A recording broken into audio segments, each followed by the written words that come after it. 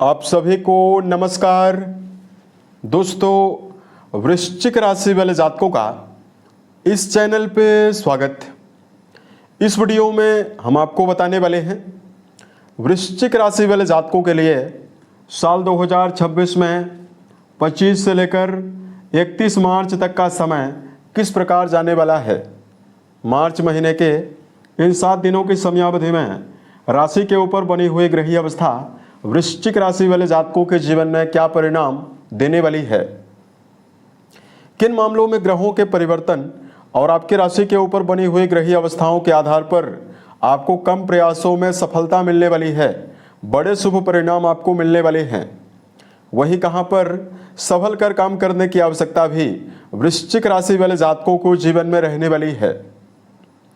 तो ये राशिफल वृश्चिक राशि वाले जातकों के लिए ही बनाया गया है और आपकी चंद्र राशि के ऊपर प्रभावी रहने वाला है, तो आप इसे इसी आधार पर देखें।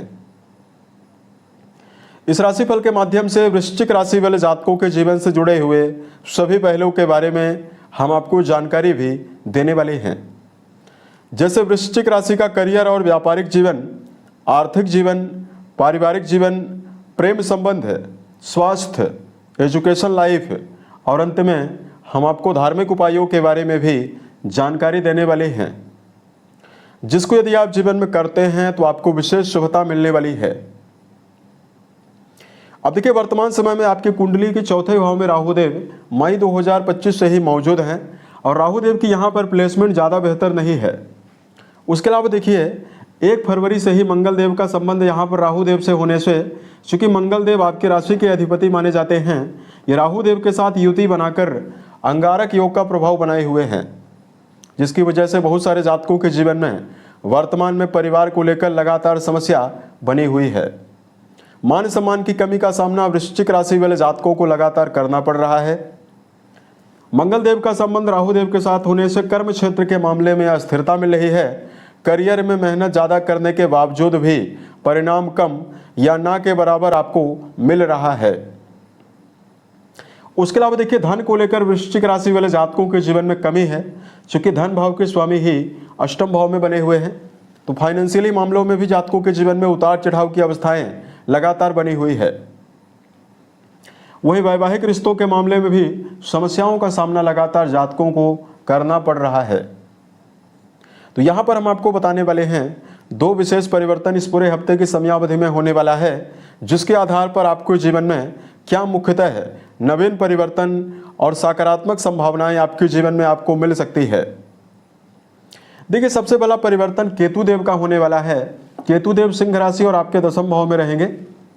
केतु देव लंबे समय से अच्छे नक्षत्र में नहीं है, तो यहाँ पर 29 तारीख को केतु अपने स्व नक्षत्र मघा में गोचर करने वाले हैं, जो करियर वाइज आपके जीवन में चल रही अस्थिरता और परेशानियों में लगातार कमी की संभावनाओं का निर्माण करने वाली है। दूसरा देखिए, राहु मंगल और बुध की मौजूदगी इस पूरे हफ्ते की समयावधि में आपके चौथे भाव में ही बनी हुई रहने वाली है। यहाँ पर मंगल लंबे समय से अस्त चल रहे हैं, तो मंगल देव उदित जरूर होने वाले हैं 26 तारीख को। यह भी आपके लिए बहुत ही पॉजिटिव रहने वाला है। दूसरा, सूर्य, शुक्र और शनिदेव की मौजूदगी यहाँ पर आपके पंचम भाव में त्रिकोण भाव में बनी हुई रहने वाली है, जिसमें शुक्र देव का राशि परिवर्तन 26 मार्च को होने वाला है और ये मेष राशि और आपके छठे भाव में गोचर करने वाले हैं। उसके अलावा देखिए, देवगुरु बृहस्पति का जो गोचर है ये राशि के अष्टम भाव में बना हुआ रहने वाला है। तो 2 विशेष परिवर्तन ग्रहों में होने वाले हैं। सबसे पहला केतु का नक्षत्र बदलाव और दूसरा शुक्र देव का राशि परिवर्तन इस हफ्ते की समयावधि में आपके जीवन में आपको क्या परिणाम देने वाला है। सबसे पहले बात करते हैं कर्म क्षेत्र के मामले में क्या परिणाम जातकों के जीवन में मिलने वाला है। देखिए, केतु देव यहाँ पर जो अपना नक्षत्र बदलाव करने वाले हैं, ये आपको बड़ी राहत करियर में देगा। दूसरा, कर्म भाव के स्वामी सूर्य बनते हैं, जो कि त्रिकोण भाव में बहुत ही अच्छी अवस्था में गोचर करने वाले हैं। यहाँ पर वृश्चिक राशि वाले जातक, अगर आप सही दिशा निर्देश के साथ सही डायरेक्शन में करियर में अगर आप पुरुषार्थ करते हैं, तो ये हफ्ता आपके जीवन में नई संभावनाएं आपको विशेष रूप से देने वाला है। इस हफ्ते में 29 तारीख को केतु देव की बदल रही चाल, जो आपके जीवन में कर्म क्षेत्र के मामले में मान सम्मान की कमी और करियर में फोकस की कमी का निर्माण कर रही है।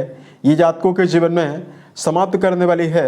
वर्क प्लेस पर उत्साहित होकर काम करने में भी आप सफल होने वाले हैं और मान सम्मान के इजाफा की संभावनाएं भी आपको मिलने वाली है। कर्म भाव के स्वामी का त्रिकोण भाव में होना, वर्तमान में जो वृश्चिक राशि वाले जातक सेना, पुलिस, आर्मी, इंजीनियरिंग के मामले में, स्पोर्ट्स के मामले में कार्यरत हैं, या वर्तमान में यदि आप कोई भी क्रिएटिव फील्ड से जुड़ा हुआ कोई भी काम कर रहे हैं, इन सभी जातकों के जीवन में आपको विशेष शुभता मिलने वाली है। उसके अलावा देखिए, वृश्चिक राशि वाले जातकों के जीवन में यहाँ पर दो विशेष बातें ध्यान रखकर जरूर चलना है।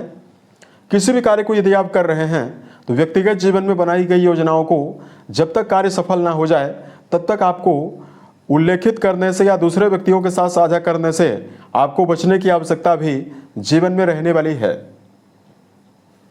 उसके अलावा देखिए, बात करते हैं जातकों के जीवन में आर्थिक मामलों को लेकर क्या परिणाम इस पूरे हफ्ते की समयावधि में आपको मिलने वाला है। दोस्तों, धन भाव के स्वामी देवगुरु बृहस्पति माने जाते हैं, जो कि अष्टम भाव में रहने वाले हैं। वहीं आपके लाभ भाव के स्वामी बुध माने जाते हैं, जो कि आपके चौथे भाव में बने हुए रहने वाले हैं। यहाँ पर इन दोनों ग्रहों की अवस्थाओं में लाभ भाव के स्वामी तो बहुत ही अच्छी अवस्था में बने हुए हैं, जिसकी वजह से जातकों के जीवन में आर्थिक मामलों में उन्नति यानी धन के लाभ की संभावनाएं तो आपको प्रबल रूप से मिलने वाली है। लेकिन गुरु बृहस्पति की अवस्था बेहतर नहीं है, तो परिवार के ऊपर, हॉस्पिटल के ऊपर और व्यर्थ का व्यय भी जातकों के जीवन में होने की संभावना रहने वाली है। देवगुरु बृहस्पति की प्लेसमेंट मिथुन राशि और अष्टम भाव में बनी हुई रहने की वजह से लॉटरी, शेयर सट्टा, इन सभी मामलों में आपको धन का निवेश करते समय सावधान रहने की आवश्यकता विशेष रूप से रहने वाली है। वही लगातार राहु देव का संबंध बृहस्पति से बना हुआ है। ऐसे में दिग्भ्रमित होकर जल्दबाजी में यदि आप कोई दीर्घकालिक निवेश कर रहे हैं, यहाँ पर भी जातकों को संभल कर निवेश करने की आवश्यकता रहने वाली है।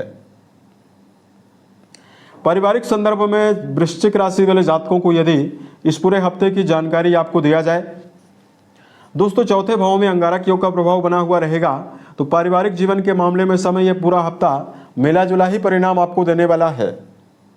यहाँ पर एक बेहतर बात जरूर है कि केतु देव भी आपकी राशि के चौथे भाव को देखने वाले हैं और ये नक्षत्र का बदलाव कर चुके हैं, तो ऐसे में संबंधों के मामले में आपको रिश्तों में पारदर्शिता घर के बड़े लोगों के साथ आपको जरूर मिल सकती है।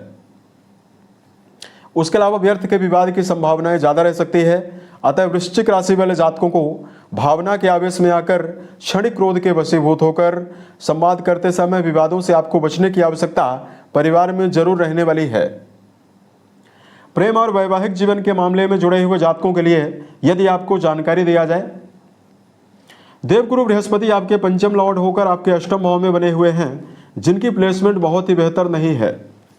वहीं पंचम भाव में क्रूर ग्रह सूर्यदेव का गोचर, सूर्यदेव अग्नि तत्वी ग्रह हैं और जल तत्वी राशि पंचम भाव में बने हुए हैं।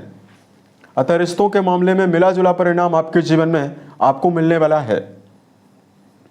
25 और 26 तारीख का समय बेहतर रहेगा।